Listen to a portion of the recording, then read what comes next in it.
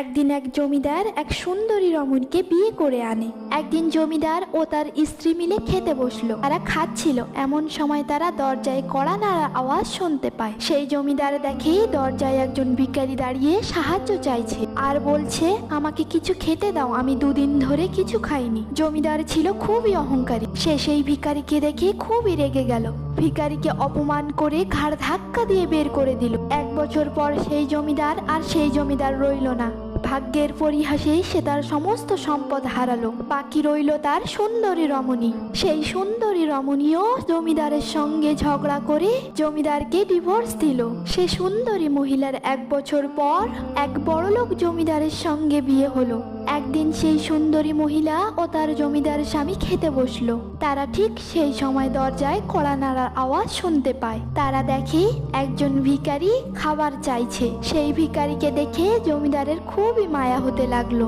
তখন সেই সুন্দরী মহিলার জমিদার স্বামী বলল, যাও, আজকে তোমার আর আমার খাবারটা সেই ভিখারিকে দিয়ে আসো। তখন সেই মহিলা স্বামীর কথা শুনে সেই ভিখারিকে খাবার দিতে গেল। খাবার দিতে গিয়ে সে সেখানেই অজ্ঞান হলো। জমিদার তার স্ত্রীর জন্য খাবার টেবিলে অপেক্ষা করছিল। যখন সে দেখলো এতক্ষণও তার স্ত্রী আসছে না, তখন সে তার স্ত্রীর কাছে যেতে লাগলো। গিয়ে দেখলো তার স্ত্রী দরজায় অজ্ঞান হয়ে পড়ে আছে। তখন জমিদার তার স্ত্রীর জ্ঞান ফেরায় এবং জমিদার তার স্ত্রীকে জিজ্ঞাসা করে, তুমি কেন সেখানে অজ্ঞান হয়ে পড়ে গিয়েছিলে?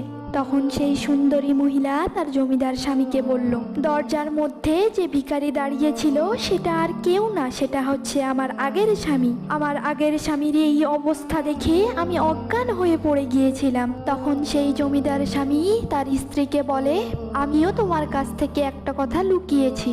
যেই দিন তুমি ও তোমার আগের স্বামী খেতে বসেছিলে, সেই দিন যেই ভিখারি তোমাদের দরজায় দাঁড়িয়ে খাবার চাইছিল আর তোমরা তাকে খাবার না দিয়েই তাড়িয়ে দিয়েছিলে, সেই ভিখারি আর কেউ ছিল না, সেই ভিখারি ছিলাম আমি নিজেই। বন্ধুরা, সম্পদ নিয়ে কখনো অহংকার করবেন না। আল্লাহ তাআলা এক নিমিষেই মানুষকে ফকির থেকে কোটিপতি বানাতে পারে এবং এক নিমিষেই কোটিপতি থেকে মানুষকে ভিখারি বানিয়ে দিতে পারে।